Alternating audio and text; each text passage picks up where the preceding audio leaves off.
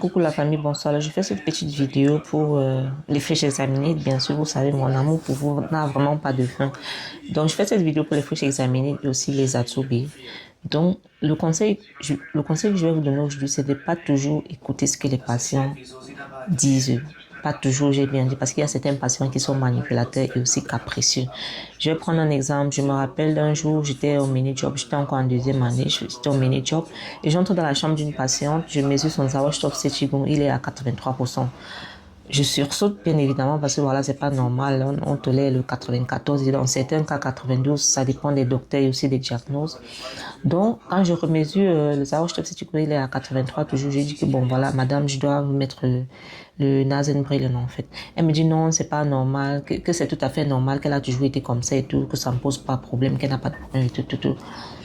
Alors moi, je lui dis que voilà, votre 83, vraiment, ça ne me satisfait pas et je dois vous insetzen le Nasenbrillen. Donc, je lui ai donné le Nasenbrillen dans un premier temps. Je lui ai donné 2 litres de Sauerstoff en fait. Et il faut aussi savoir que le Sauerstoff,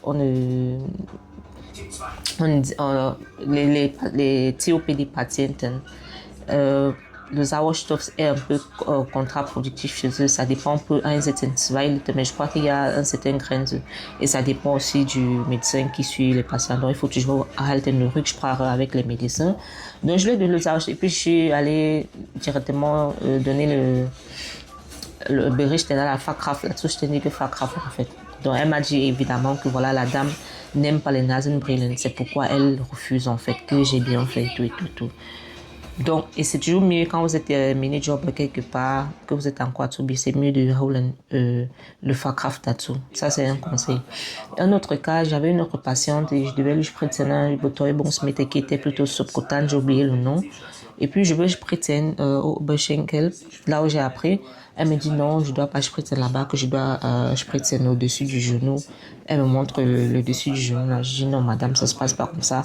Entweder am Bauch oder Schenkel, also sie entscheiden. Ou alors, ça peut être peut-être au bras là et tout ça. Elle me dit non, mais que non, les autres comptent toujours spritzen au genou. Comment c'est les autres comptent toujours spritzen au genou? Elle a voulu dire beaucoup babader. J'ai dit ok, ich habe sie schon gehört. Aber sie werden mir nicht Vorschriften machen, wie ich meine Arbeit leisten sollte. Ich bin dafür ausgebildet und weiß ganz genau, wo ich spritzen soll. Sie lassen mich meine Arbeit erledigen oder soll ich einfach dokumentieren, dass ich abgelehnt habe. Und sie haben zwar Schmerzen. Donc, je lui ai expliqué la situation. Je lui ai dit que voilà, madame, moi, je fais ce que j'ai appris. Donc, c'est pour vous dire que lorsque vous êtes dans les Krankenhäuser, ne vous fiez pas à ce que les patients vous disent. Faites ce que vous avez appris à l'école. Rien que ce que vous avez appris à l'école. N'ajoutez rien. Si vous êtes unsicher sur sur certains sujets, ou alors dans certains cas, c'est mieux d'appeler, de demander de l'aide à ceux qui sont plus ceux qui sont effarés que vous, ou alors les médecins. Ça dépend du setting là dans lequel vous travaillez. Donc, c'est ça, passez une agréable soirée.